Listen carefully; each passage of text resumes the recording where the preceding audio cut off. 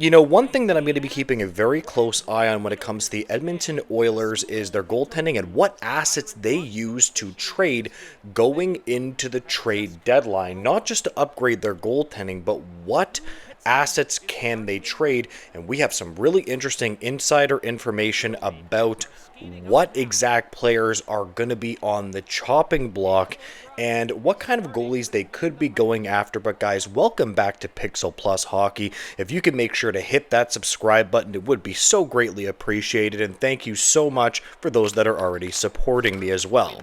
But as I was saying, that's just it. They need to upgrade their goaltending. I've been going back over this again and again and again. And it's very interesting to see how many different goalies they have tried to acquire in this offseason. But unfortunately, they've swung and missed on all of them.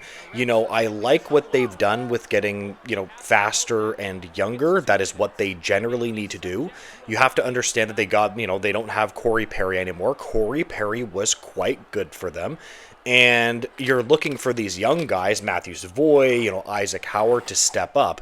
One thing that I'm kind of a little bit concerned with the Oilers about is who is going to replace that production from Corey Perry in the playoffs.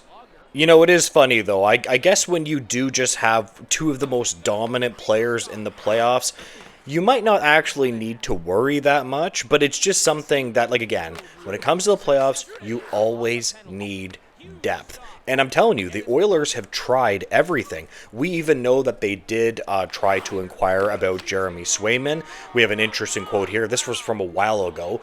Quote, "They weren't the only ones who had inquired about Swayman, but yes, I was told that they had poked around. An NHL source told Murphy, a writer for RG."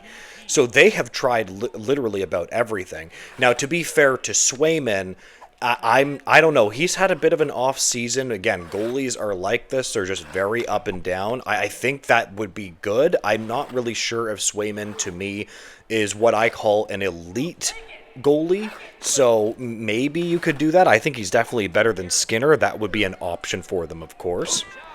But we have more information on top of that as to what exactly the Oilers can be looking for outside of that trade and if they're going to have to include Stuart Skinner. We have insider Alan Mitchell from The Athletic saying, quote, "It is not a guarantee. Excluding future draft picks, who are the three most valuable trade pieces between today and the trade deadline in 2026? Stuart Skinner, Matthew Savoy, and Vasily Podkolzin." Now, here's the thing. When it comes to these players, I don't want them to trade Matthew Savoy at all. I think that, I don't know. I just really, really liked that trade when the Oilers did it.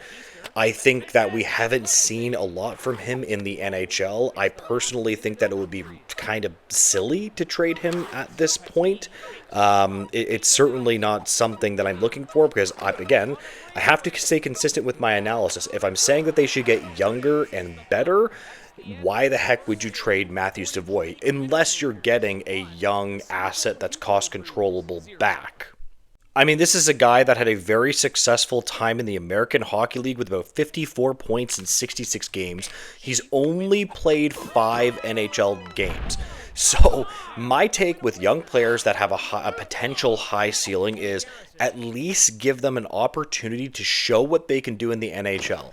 If at that point you're not impressed with them, you can think about moving them. I said the same thing with the Maple Leafs and Nick Robertson. Not that they're comparable players, but it's a comparable situation where, hey, let the guy play a bunch of games. You can get an idea for what he is in the NHL unless he just explodes, and then you can go from there.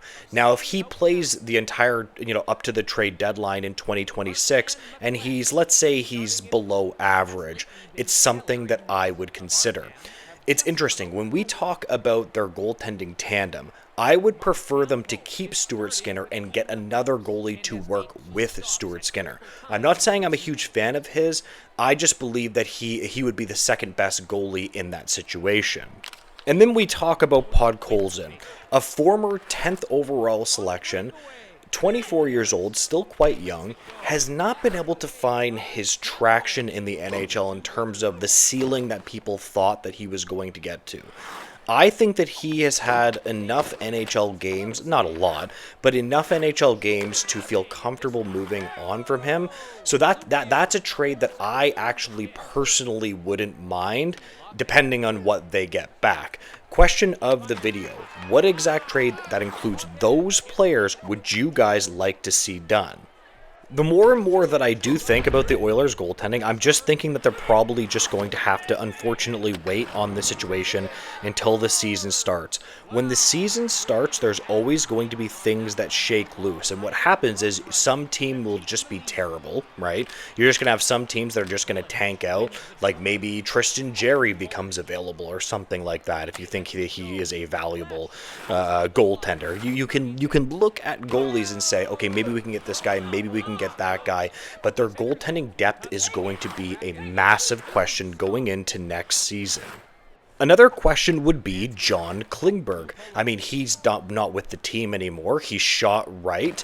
That is going to present a bit of a defense issue as well. Like, well, who are the other guys that are going to be able to play in the top four that shoot right consistently, right? Like, you have Evan Bouchard. He's obviously going to be, your number one power play option. He's got a big shot. But I think that, it's interesting. John Klingberg was actually pretty darn good for the Edmonton Oilers. Like, he can actually play quite a bit, although he has his own flaws. He had some, injury issues and whatnot. But I looked at him as being like, wow, he was pretty good. He was not good for the Maple Leafs at all, but he was perfectly fine for them. So how do they go about solving that situation as well? I just have a feeling that this season is going to be a lot different for the Oilers in terms of like their forward depth, their goaltending depth, their defensive depth, and then how they actually go about it for this season. But anyways, I am going to leave this video here. If you could make sure to like, comment, and subscribe, I would greatly appreciate it, guys. And make sure to have a great day. Goodbye, guys.